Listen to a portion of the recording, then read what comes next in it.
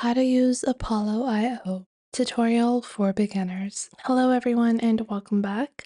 In today's video, I'll be showing you guys how you can get started with Apollo IO. Apollo IO is an amazing tool that allows you to make an end-to-end sales solution from getting your deals to finding contacts, sending out emails, and closing deals.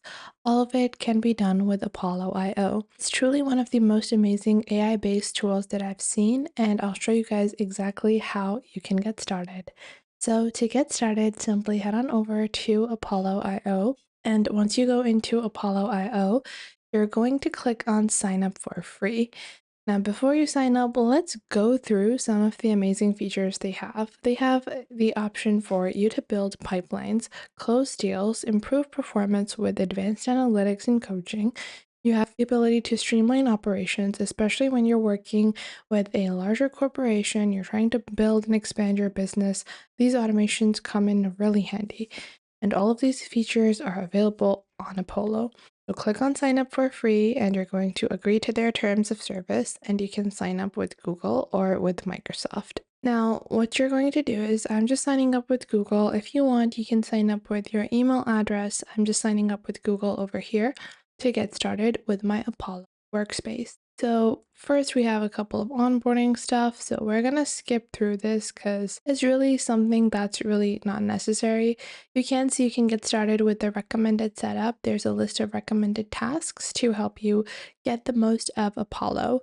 So you can find and search for ideal leads, so on and so forth, or you can just go to the onboarding hub or skip this, but I like the onboarding hub on Apollo simply because it's really useful. So in this, the first thing that they recommend is you search for leads. So you're going to go into your search section on the top left, and you will actually search for leads by using filters and contacts, and you can import contacts as well. So on the left, you will see different lists that you can create. You can include lists and persona or people, and you can create a persona with AI. So you can create a fictional person and you can find real people with similar, job titles and so on and so forth with that. You can choose the email status, so whether they are likely to engage, whether they are verified, or if they are unverified or there is caution required. You can also choose signals, job titles, companies, location, and the number of employees. So I am going to display these lists and I want the lists to have certain companies. Let's say I want to include, a certain company. I want to find people from that. I can search for that. Let's say I'm searching for human resource managers, and you will see that I will actually have emails of those people's. Let's say I'm looking for the people in marketing.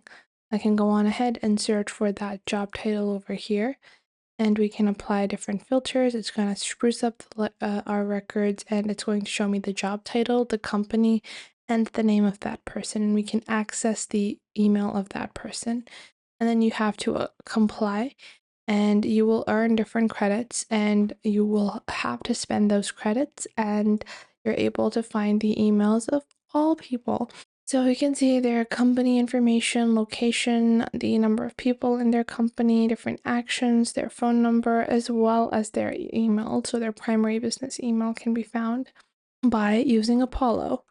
Now, the next step in our onboarding is to use data and enrichment. So you guys can see you are going to be welcomed into the Data Health Center, where you're able to schedule your data arrangement. I'm just going to skip the tour. And you will see in your Data Health Center, you will have job changes. So 100% of your contacts have accurate data. No one has missing emails.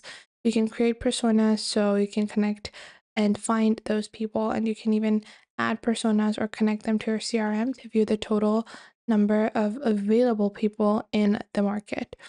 And then you can connect to your CRM to begin enriching your saved records. So you can connect to HubSpot or Salesforce as well. Then you have a CSV section and then a job alert section. Now, after that, you have your engagement section where you're going to manage your emails and you're going to connect your email account. So whatever is your mailbox, you're going to link to that. I'm going to link to my Google mailbox like so. And then we're going to have to sign into our account again. The reason why I love to do this is because it makes sending out mail so much more easier. If you're not going to connect your accounts, mail is going to be something that's just going to be annoying and difficult because you're going to have to open up a new tab, open up the Google mailbox, and then type it over there. Instead, just go into the engage section, connect your email account, go into emails, and you can start sending out mail. You will see you have some amazing automations. You are going to click on clear filters, so you don't have any filters added. You can go into templates, create a new template for your business propositions depending on the type of propositions that you are sending. Now, you also can build email sequences. So your sequences are going to be campaigns, automated emails, meetings.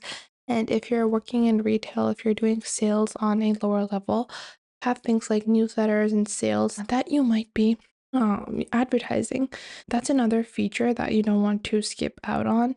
And you want to make sure that you are, taking full advantage of all of these tools. It's time for us to move on to the next feature, which is calling. So we can go into calling over here, and once you go into the calling section, you will see you have the option to call. You can make direct calls, you can record them, you can do a lot of analytical processing on calls, but these are only available on the professional version of calls. And then after that, you have your meeting section. You're going to connect your Google Calendar, and you can connect your Google Calendar or whatever is your primary business calendar. You can set your default availability and even build your own personal Apollo meetings link instead of having to use Calendly or any other tool. You can directly use the meeting section here, and then you can set up meetings with the Apollo calendar or the Apollo meeting link. Then you have the conversation section where you can record, transcribe, analyze, and video call with meetings and Apollo conversations. Then you have the deal section where you're able to add and begin your setup with deals. So you can import them from your CRM or use Apollo as your CRM, and you're going to add all of your pipelines. So the pipeline that I will have is going to be called my sales pipeline. This is lead, sales qualified, meetings, or I'm just going to add meeting, negotiation, and contract sent. Then we're going to click on finish setup, and this is going to build a Kanban board. And in our Kanban board, we can click on create deal. We're going to start adding our deals, including the account that they are related to, the pipeline they are related to, the stage that it is in, so on and so forth. So let's say that we are looking to build a deal. So let's say we are going to, the deal name is to provide hotel towels or, any other tools. So we can add all of that over here. And after that, we're just going to select the date, and then we're just going to click on save. And once we click on save over here, so from here, we can see that, we're going to go back into our deal section. So we're just going to go into our Kanban view. I'm going to finish this onboarding. And you can see we have the deal of providing luxury towels, and we're going to go into our sales pipeline. And we're going to go into our view options. I'm going to go with the Kanban view, and currently it is in the lead phase. Now I can move it into sale qualified, whether we're meeting, if we're in the negotiation phase, if the contract has been sent, and if we have, won the deal or lost the deal. And won and lost are closing sections, which means that the deal is going to be marked as inactive after that, whereas the previous deal sections are marked as open sections, where it means that the deal is still active, so there's movement in the deal. Then after that, you have some personal productivity and management tools like tasks, workflows, and analytics, which are all going to help you and your team in making sure you have the itemized lists of things that you are meant to do. Now, the best part about Apollo IO is you have unlimited email credits, which do have a cap at 10,000 per month per account, and 60 mobile credits, 120 export credits per year for free. You have sequence automations, basic filters, buying intent, AI-assisted email writing, and you can send upwards of 250 emails a day.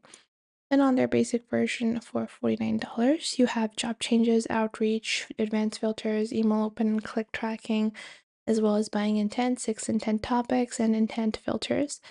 Then on the professional version at $79, they have dialers, call recordings, uncapped sending limits, and so much. I hope you guys found this video helpful. If you did, make sure to leave a like and subscribe.